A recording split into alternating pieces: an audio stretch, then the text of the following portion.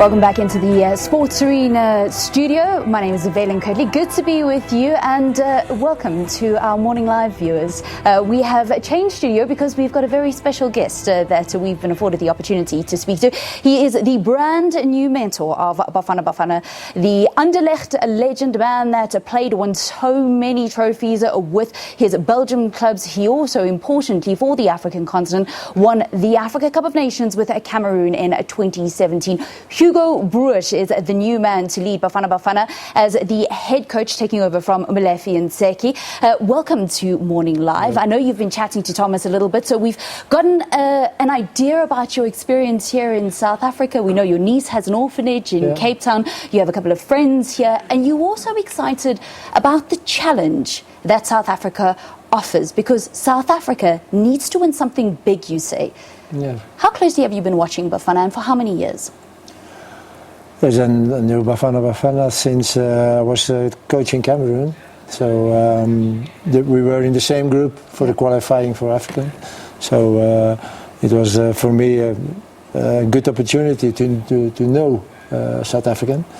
And then afterwards I followed a little bit African football. But I have to be honest also that for the moment I need some more information to know this team better than I know it for the moment. Do you think that when you come with such a blank slate, that could also play in your favour? This is possible, but you know, everything is about results. It certainly is. And if tomorrow there are no results, you can tell what you want. It's finished.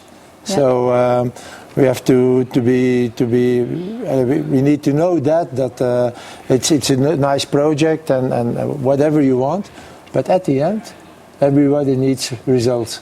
Also me. Yeah. Are you confident about bringing the results? Because we've got a World Cup qualification campaign for the 2022 Qatar World Cup that is going to be coming up. Tough group for South Africa, Zimbabwe, Ghana, as well as Ethiopia. Yeah. Are you confident about getting them through that? Yes, I know Ghana very well. Okay. Zimbabwe is a dangerous opponent. Yeah. You don't know very well what. And Ethiopia, I think Ethiopia was in the group of Egypt before. Yeah. We've had Ethiopia in our groups before. And when you talk about Ghana, you knowing them well, you beat them in the semi-finals of the Africa Cup of Nations in 2017. That was a huge one, that 2-0 victory. Yeah. Gives you confidence that Ghana can be beaten, because we've struggled. But every team can be beaten. But it's not a guarantee that because I know how to beat Ghana, that we will beat now Ghana again. And secondly, we have to be ready for that, and we have enough work to do to be ready for that. So we will see in September if South Africa will be ready to beat Ghana. But it's possible. Why not? And then, Valen, I want to pick up on one thing that you said there. The question was asked about, is it an advantage that you don't know too much about South Africa?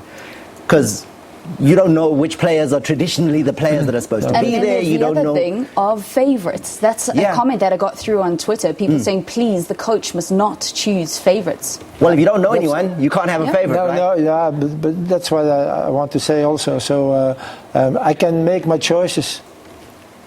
I don't have to look to anybody. And this is when everybody knows you and you know the players already. Sometimes a choice is difficult to make. I'm clean for the moment, so all the choices I have to make, I will make, because I don't have to count on him or whatever. So and that can be in favourite for me. Yeah, you mentioned that South Africa is old. You're looking to youthify the team, bring in a lot more of that young energy into Bafana. You want to have the experience of the older players. What is your vision for the way that you see Bafana going in terms of how you want to see them on the pitch? You've already mentioned you need more energy in the team. Yes. Football on that level is very tough.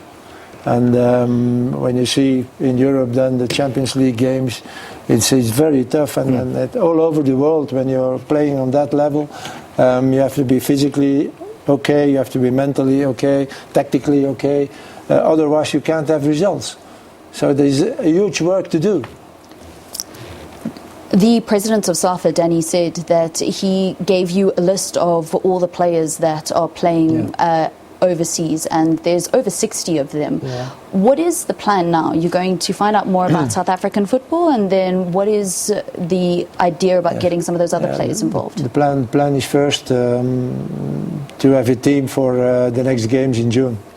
So yes, how we are going to do that, and that therefore, as I say it again, I will need my South African assistant, because he knows the team better, and we will take some decisions then. This is very important to do now, and secondly, I will try to see some games maybe in the weekend. That starts today, Coach. No. Starts today. There's a game today? Pirates and Stellenbosch today. So not only Pirates. Okay. I didn't know. So, but I will see games now. Yeah. This is important. Certainly games from the league, and then we will analyze the list of players in foreign countries. We will see which players that are. Are that players who are playing in big teams, in small teams, maybe in leagues who are not very high level? So we have to see that. Is there a way that you want Bafana to play? Does Hugo Broos come with a football philosophy? My philosophy is I like offensive football.